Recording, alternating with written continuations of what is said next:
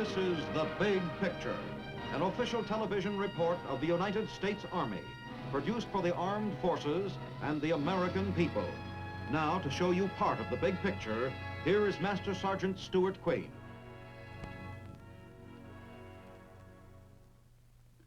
Since World War II, it has become increasingly apparent to the free world that its men and nations, in order to remain free, must be constantly able to explain liberty and freedom. The challenge of the present communist threat to the freedom of individuals and nations must be met by dynamic action. The communists have made amazing gains to date because they know what they believe, why they believe it, and can explain it to people anywhere in understandable terms. On the other hand, we as a free people who believe in the true form of liberty have many times been incoherent and lack the verbal ability to explain or defend completely what liberty is. In the city of Ottumwa in Iowa, we believe we have found a living example of everything we, the American people, stand for. At the crossroads of the nation in southeast Iowa lies the city of Ottumwa. It might be your town, or any town, U.S.A. For here in this typical hometown, just being itself, can be found that intangible substance which we call our American way of life. It is a substance which lives in the people themselves, each of whom in his own way contributes to its growth. All the people of all walks. Among them, making his own special contribution, is Sergeant Wallace Bacon. Just as he has done for several years now, Sergeant Bacon, the Army recruiter for Ottumwa and surrounding districts, leaves his office in the federal building for an appointment with a boy and a problem. To the people of Ottumwa, Sergeant Bacon's car is a familiar sight as it travels the streets and country lanes on its military mission. For Sergeant Bacon is in this community a friend, as well as a symbol of an obligation which at some time must touch the lives of all of us. I know the farms that lie outside Ottumwa, as well as I know the city streets. I've been visiting them for years, on just such an errand as this trip to the farm where Gerald Brunk lives, a few miles outside town. I know the mothers of Ottumwa, women like Mrs. Brunk, who look forward to my visits with their sons with perhaps a little more apprehension than the boys themselves have. For all mothers everywhere find it just a little sad to realize their sons are growing up to accept men's burdens. But however difficult it might be, Mrs. Brunk, like all Ottumwa's mothers, knows the meaning of words like duty and patriotism. They are often enough my allies in my job of advising their sons on the nature of the duty that lies ahead of them.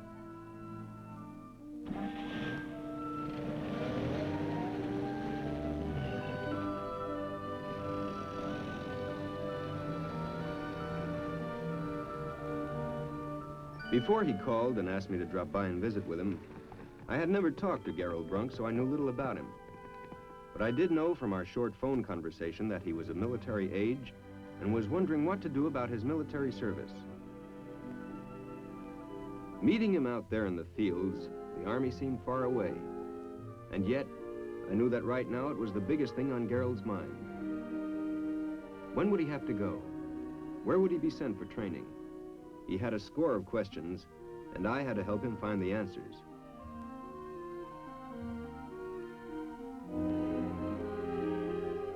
Coming to grips with such urgent questions is easier when you take time to get acquainted first.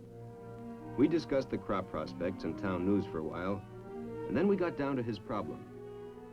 Facing Gerald was a difficult decision, whether to wait for the draft to call him or enlist now and plan his military duty so that it would interfere as little as possible with his future.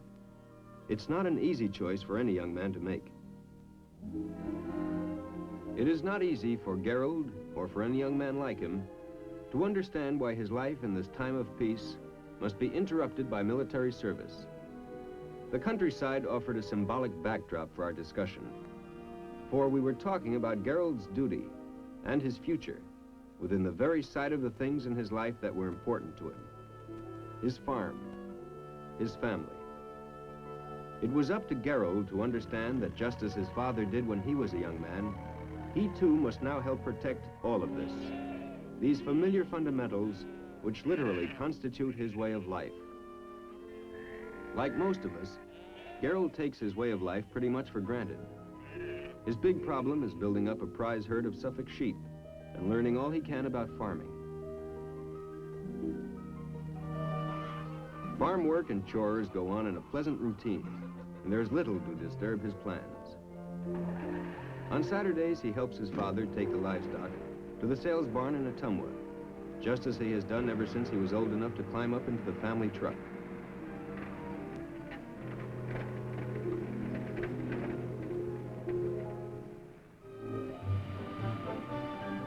Ottumwa, like any other American city its size, is filled with landmarks that do not change much from year to year. The town square, the post office, a 5 and 10 cent store on the corner, the railroad crossing, where every day the guard holds up the morning's traffic to let the 905 to Des Moines go through.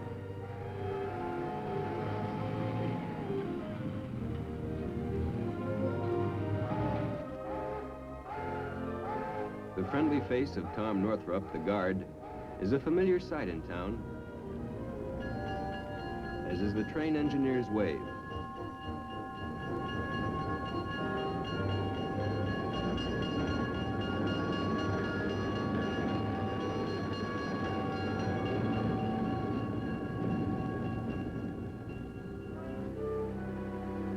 As they do in any other farm town, all roads in Ottumwa on a Saturday morning lead to the sale barn, a community meeting place for town and country folk alike. Cattle are highly respected out here. A good head brings a good price.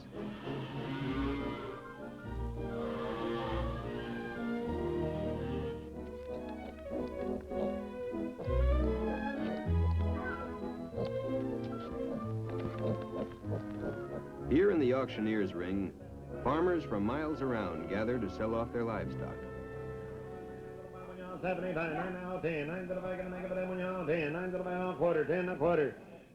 In this barn, after years of visiting it with his father, Gerald has come to learn the business of trading.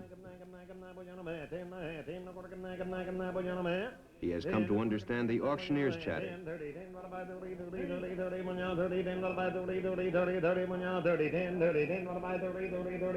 When is the price right? When should he sell? These are the business instincts he must acquire. Farmers are important citizens in our community. The land and its produce have brought industry to Ottumwa. Here is located one of the biggest meat processing plants in the country.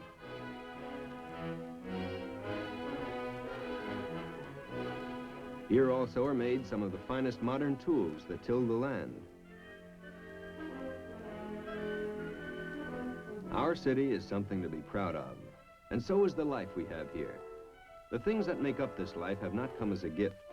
They've been hard won over the years. We draw strength and pleasure from the life we have.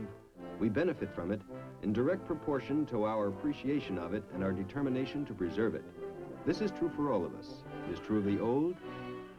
It is true for the young. It is true for the housewife, no less than for the husband.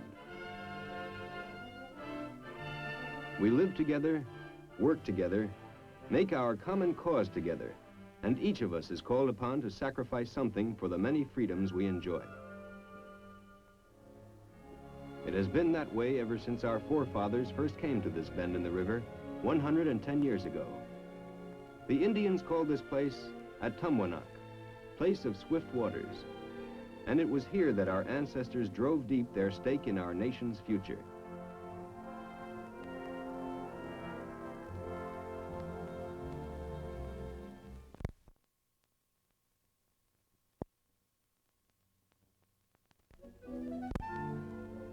Today, from his vantage point on top of the courthouse, Chief Wapello watches over his campsite that gave birth to a town, a beloved reminder of our city's beginning.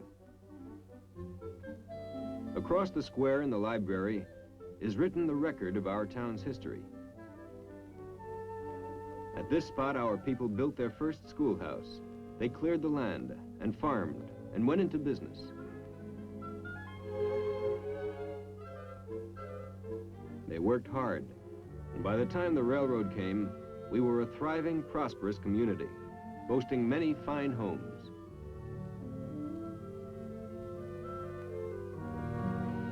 By the turn of the century, Ottumwa, like all America, was booming. New industries flourished, and Main Street was buzzing with the noise and bustle of prosperity. Signs of good times were everywhere.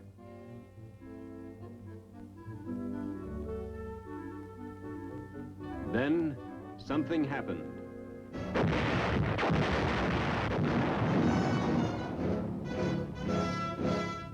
The battlefields were a long way away, but still close enough to threaten the comfortable life we were used to. Still close enough for the young men of Ottumwa, like all other Americans, to be called upon to defend it. Sergeant Arthur Mengi,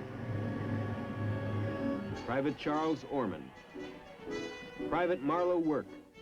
They and hundreds more of Ottumwa's own Company G, 42nd Rainbow Division, answered the call and marched off to war. Some did not come back, but remained where they fell, in heroes' graves. Captain Oscar B. Nelson, DSC, 168th Infantry. The citation read, "Alone he attacked 2 enemy machine guns, killing 2 of the enemy and capturing 19. Killed the same day, taking Chatelain Hill." Those who came back had something to come back to. Life in a town that was rich in opportunity and rewards. 40 years have passed since Private Charles Orman was wounded on the battlefield in France. Like most of his buddies from Ottumwa, he believed in the future of his town, and he settled down to enjoy to the fullest his participation in it.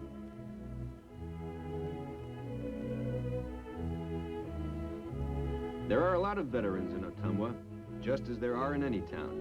Men like Amos the Barber, and Art Mengi, wounded in action, and now the custodian of our high school.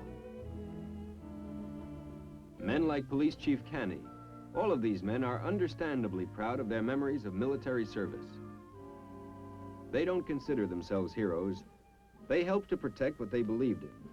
Out of the services of such men as these, the rewards and pleasures of living in a city such as ours have been preserved. It's a good place to live, a rich, thriving city in step with the nation's progress, serving the heart of the great Midwest.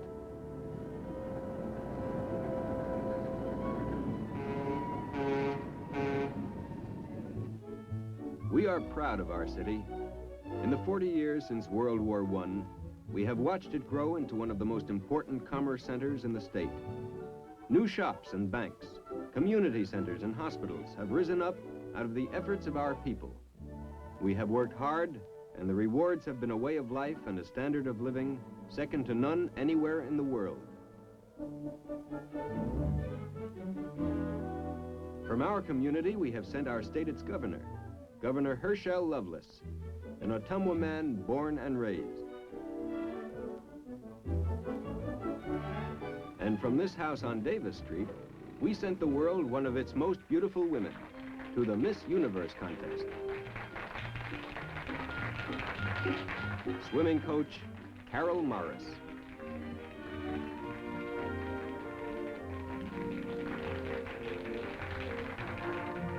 Carol Morris competed with some of nature's loveliest creations and won the title of Miss Universe.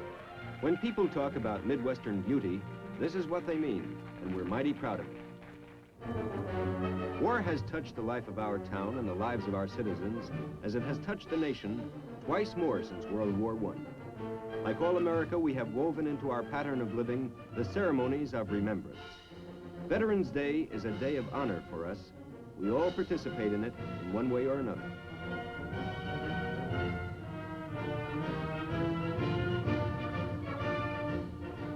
Twice in our generation, men have left this town and carried the hope of freedom and the willingness to defend it to faraway and lonely places. The hedgerows of Normandy, Casino, Heartbreak Ridge in a place called Korea. The names change, and so does the generation. But never the cause.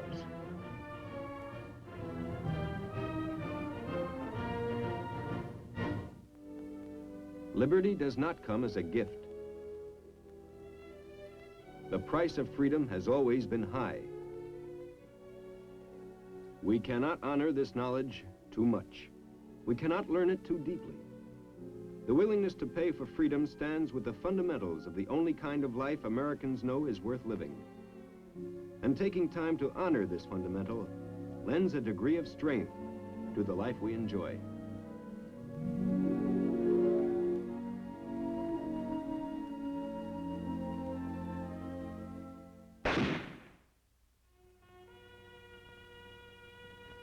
Men like Mayor Stoltz and civic leaders gather with the rest of us to recall for a silent moment those men who made the supreme investment in our future and kept this country safe.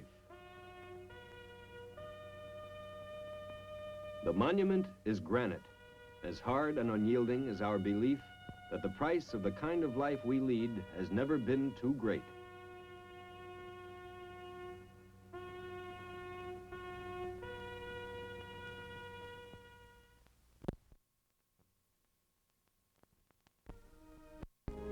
We are fortunate to have in our town council far-sighted men dedicated to our city and its future. They are average citizens, but they're civic leaders too, in the finest sense of that designation. And they bring vision and imagination to the task of charting the course of our community.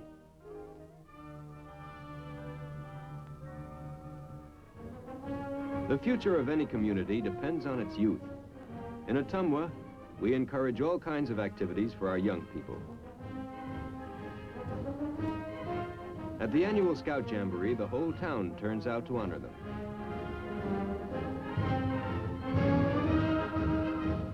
The boys themselves put on a colorful display.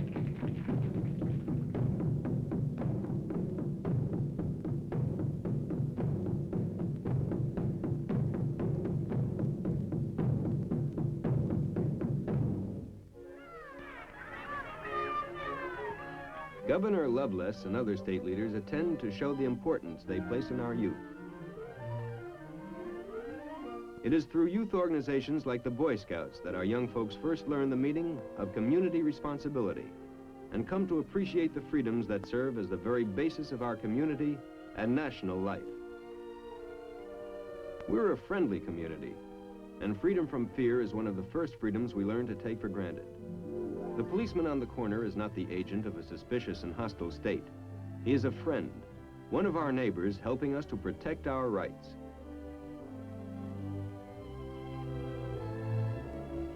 Another fundamental freedom that we take pretty much for granted now is the freedom we enjoy at voting time to elect our leaders by democratic ballot without intimidation or threat of reprisal.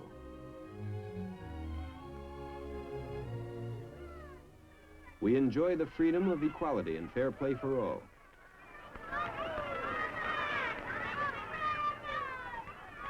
We recognize no social distinctions between classes.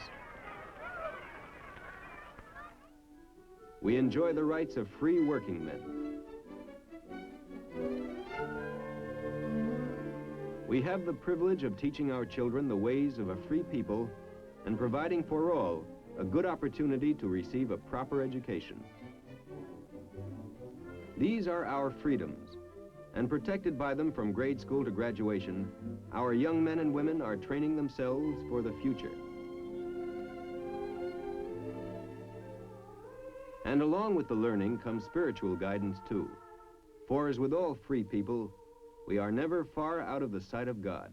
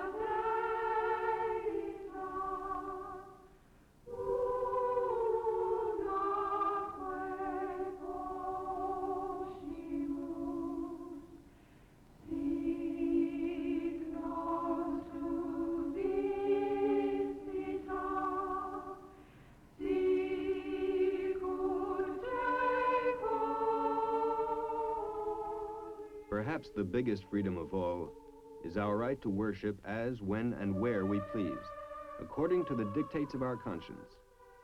In Ottumwa, with a population of approximately 40,000, we have over 30 churches of all denominations.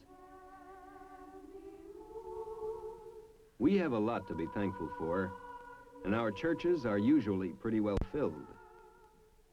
This Sunday morning service gives us a chance, too, of course, to visit with our neighbors and make new friends. There's a good deal more to be said about the way we live in Ottumwa. For one thing, it's fun to live here. We enjoy life. These quiet pleasures are important to us, and it would be hard for us to imagine life being otherwise.